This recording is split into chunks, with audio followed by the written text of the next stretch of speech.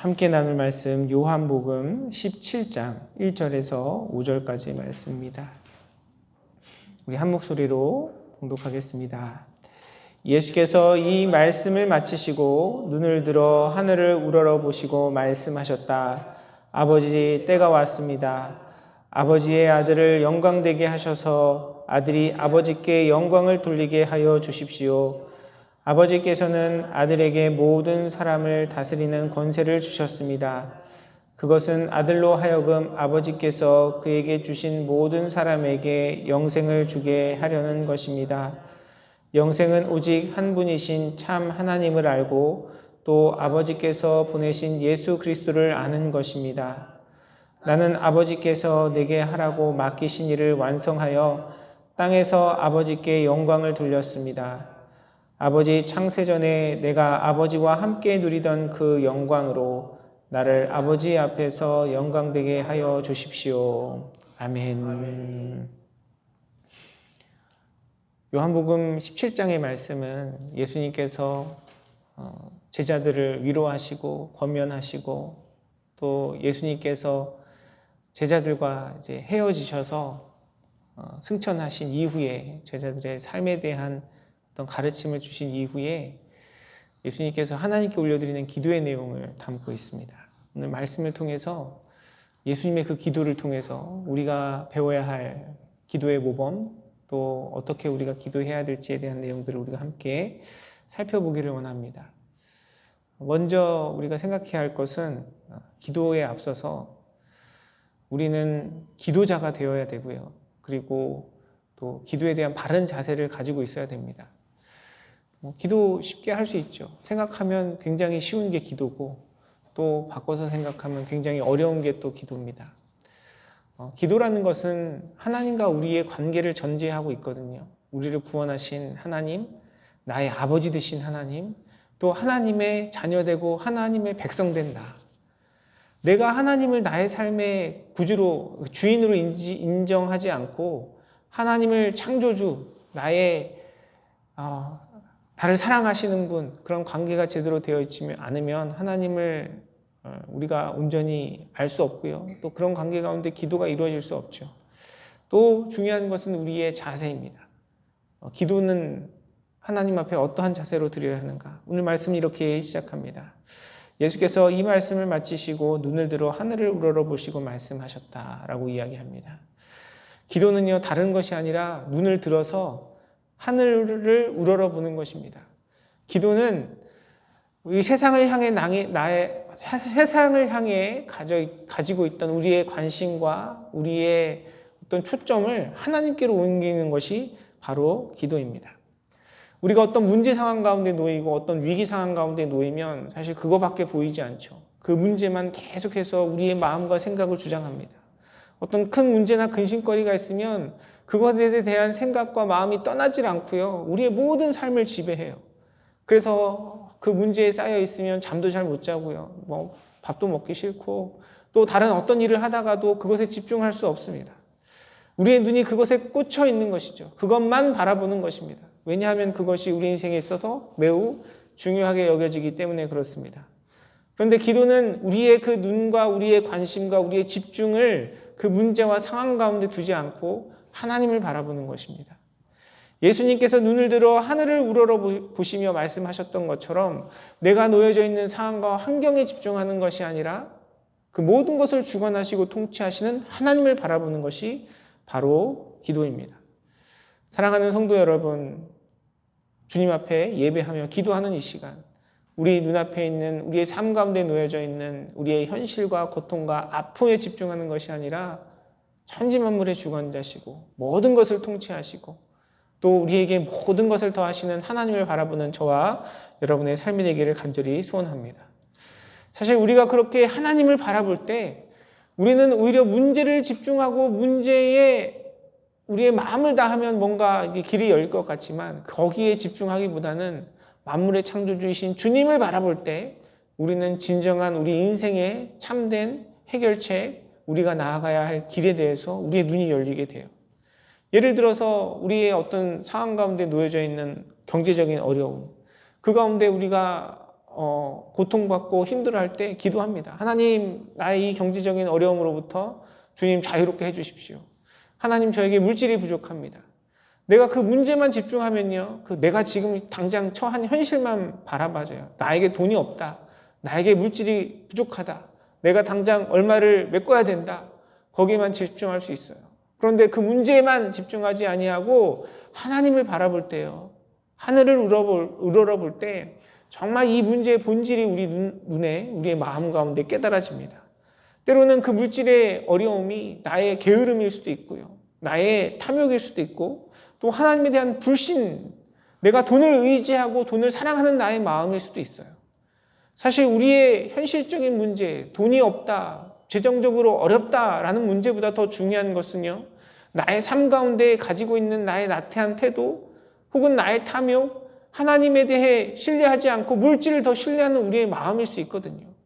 하나님의 관점에서 보면 그것이 더 본질적인 문제이고요, 우리가 해결받아야 할 것은 돈이 없다라는 문제로부터 우리가 해결받는 것이 아니라 그러한 주님이 기뻐하지 아니하시는 나의 삶의 태도와 나의 관심과 나의 초점이 주님께로 옮겨지는 것이 우리에겐 더욱더 본질적인 문제죠.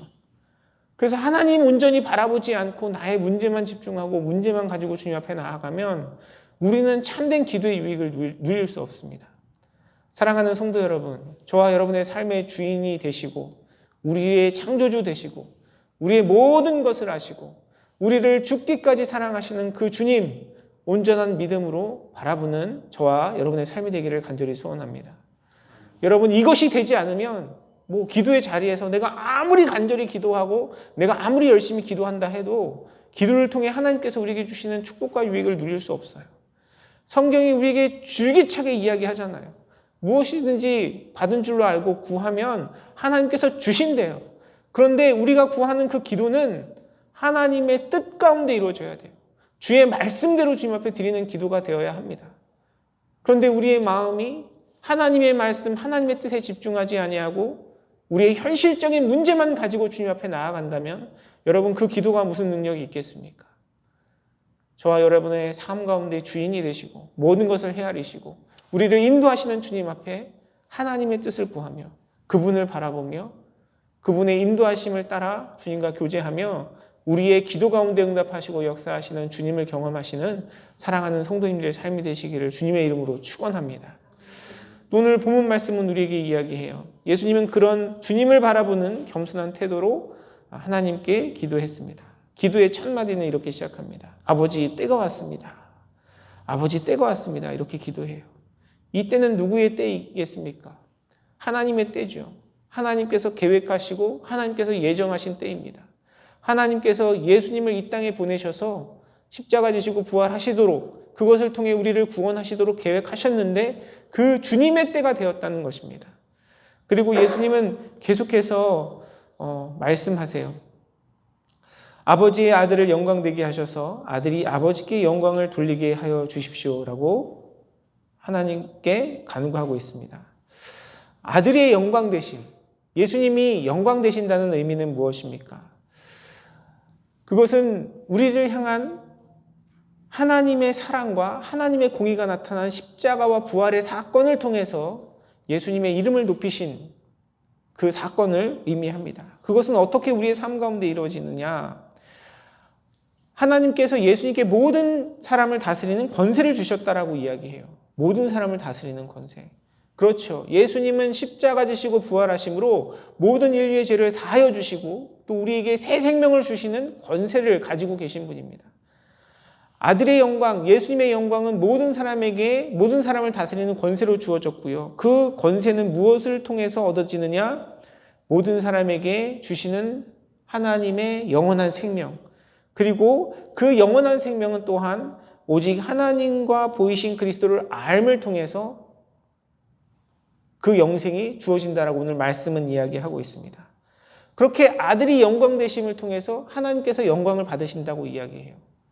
다른 것이 아니고요. 예수님이 받으시는 영광은 다른 것이 아니라 우리를 위해 죽기까지 사랑하시는 그 하나님의 사랑의 속성이 예수님을 통해 나타나고 또한 죄를 용납하실 수 없는 하나님의 공의가 예수님의 사역을 통해 나타나는 것을 통해서 예수님이 영광을 받으시고 하나님이 영광을 받으신다라고 이야기합니다.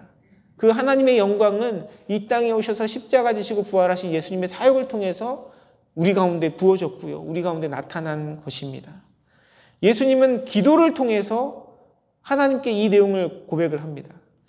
마치 예수님께서 하나님께 다시 한번 일깨워 드리는 것 같아요. 아버지, 때가 왔습니다. 아들을 영광되게 하셔서 주님 영광 받으십시오. 근데 사실 이거 정확하게 얘기하면 기도의 내용이라기보다는 하나님께서 예정하시고 하나님께서 예수님께 맡겨주신 사명이죠. 그런데 예수님은 이 모든 내용들을 기도의 내용 가운데 고백합니다. 사실 하나님께 올려드리는 고백이기도 하지만 예수님 자신의 다짐과 결단과 예수님의 마음을 표현한 것입니다. 기도는 하나님께 우리가 원하는 것을 아뢰죠. 하지만 그 아뢰임과 동시에 하나님에 대한 우리의 고백이 담겨 있습니다. 예를 들어서 우리가 그렇게 기도하잖아요. 전지전능하시고 사랑이 많으신 하나님. 그거 다 알잖아요. 하나님이 스스로 모르시겠습니까? 하나님이 전지전능하시다는 걸 모르시겠어요? 하나님이 사랑이 많으시다는 걸 모르시겠습니까? 그런데 왜 우리가 기도할 때 그렇게 고백합니까? 하나님은 저에게 꼭 전지전능하신 분이 되어주셔야 합니다. 하나님은 꼭 저에게 사랑이 많으신 분이 되어주셔야 합니다. 우리가 그걸 부탁하는 게 아니잖아요. 하나님과 나와의 관계 속에서 그 하나님에 대한 신뢰와 믿음과 고백을 우리 스스로 다시 한번 다짐하고 주님께 올려드리는 거예요. 예수님의 기도는 그런 기도였습니다. 주님께 무엇인가를 부탁하고 하나님께 무엇인가를 간구하기 이전에 하나님께서 주신 사명을 다시 한번 기억하고 그 사명 가운데 맞습니다, 주님. 주님께서 나에게 이런 계획을 하셨고 주님께서 원하시는 것은 이것입니다. 제가 그것을 따르고 순종하겠습니다. 그 길대로 저를 인도해 주십시오. 하나님께서 주신 사명을 고백하고 인정하고 결단하는 내용의 기도였습니다. 우리의 기도도 예수님의 사명을 따라 이러해야 할 줄 믿습니다. 그렇잖아요. 예수님의 우리의 삶 가운데 하나님께서 주시는 말씀과 뜻을 우리가 많은 경우에 모르지 않아요. 하지만 우리의 마음이 때로는 용납하지 않죠. 아직 우리의 마음이 결단하고 순종할 준비가 되어 있지 않습니다. 그때 우리는 무엇을 합니까? 기도해야 돼요. 기도하면서 하나님께서 원하시는 일이 무엇인지 다시 한번 주님께 고백하고 하나님의 뜻 가운데 그렇게 살아갈 수 있도록, 그렇게 순종할 수 있도록, 그렇게 우리의 삶을 사용해 달라고 주님의 도우심과 은혜와 능력을 우리는 구해야 하는 것입니다. 주님께 순종하는 일, 하나님의 뜻을 이뤄가는 일, 여러분 그 길 결코 쉽지 않잖아요.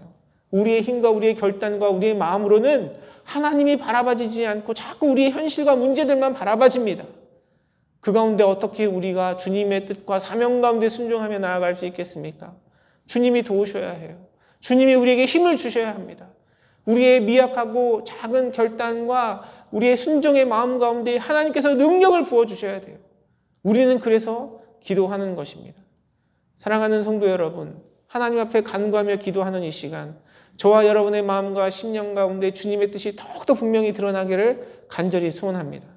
그리고 그 기도의 고백 가운데 주님, 나를 부르신 주님의 뜻, 내 인생을 향한 주님의 뜻, 하나님 허락하신 공동체와 지체들을 향한 하나님의 마음과 뜻이 이러한 줄 아오니 그 뜻대로 살아갈 수 있도록 우리를 도우시고 우리 가운데 역사하여 주시옵소서. 주님께 구하고 주님께 의지하고 주님의 힘을 얻지 않고는 우리는 그 누구도 하나님의 뜻과 사명 가운데 살아갈 수 없는 연약하고 부족한 존재들입니다. 사랑하는 성도 여러분, 저와 여러분의 삶 가운데 우리 주님의 뜻이 더욱더 분명하게 드러나기를 간절히 소원합니다. 우리가 기도하며 예배하는 이 시간, 살아계셔서 역사하시는 우리 주님 바라보고 나를 향한 주님의 뜻과 사명이 무엇인지 깨달아 그 가운데 순종하며 우리의 삶 속에 하나님의 살아계심과 영광을 나타내시는 주님을 경험하는 복된 자리에 서시는 사랑하는 성도님들의 삶이 되시기를 주님의 이름으로 축원합니다. 우리가 그런 마음으로 주님 바라보고 주님께 기도하고 주님과 교제하고 주님을 의지하며 나아갈 때 하나님의 역사하심이, 하나님의 능력이, 하나님의 임재가 우리의 삶 가운데 나타나는 것이에요. 주님의 뜻 가운데 주님과 교제하면서 주님의 그 영광, 주님의 그 일하심, 주님의 그 역사하심을 우리의 삶을 통해 경험하고 주님께 올려드리는 복된 삶을 살아가시는 우리 사랑하는 성도님들의 삶과 우리 믿음의 공동체가 되기를 주님의 이름으로 축원합니다. 기도하겠습니다. 살아서 역사하시는 아버지 하나님, 우리의 기도를 들으시고 응답하시는 주님, 주님의 크고 놀라운 사랑과 은혜에 감사와 찬양과 영광을 올려드립니다. 오늘 말씀을 통해서 예수님의 기도를 저희가 함께 묵상하였습니다. 하나님을 바라볼 수 있는 믿음을 더하여 주시고 우리 인생 가운데 허락하신 하나님의 부르심과 사명 가운데 순종할 수 있는 우리의 결단과 또한 그것을 이룰 수 있는 주님의 능력과 은혜를 공급받는 우리 인생 될 수 있도록 주께서 함께하여 주시옵소서. 주님 앞에 함께 기도하며 나아가는 우리의 모든 시간들을 통해서 영광을 나타내시고 하나님의 살아계심을 나타내시고 하늘의 신령한 것들로 충만케 하시는 주님의 역사하심을 경험하는 우리 사랑하는 모든 교우들의 삶이 될 수 있도록 우리 믿음의 공동체가 되도록 주께서 함께 하시고 인도하시고 붙잡아 주시옵소서. 은혜 베푸실 주님께 감사드리며 모든 말씀 살아서 역사하시는 우리 주 예수 그리스도의 이름으로 간절히 기도드리옵나이다. 아멘.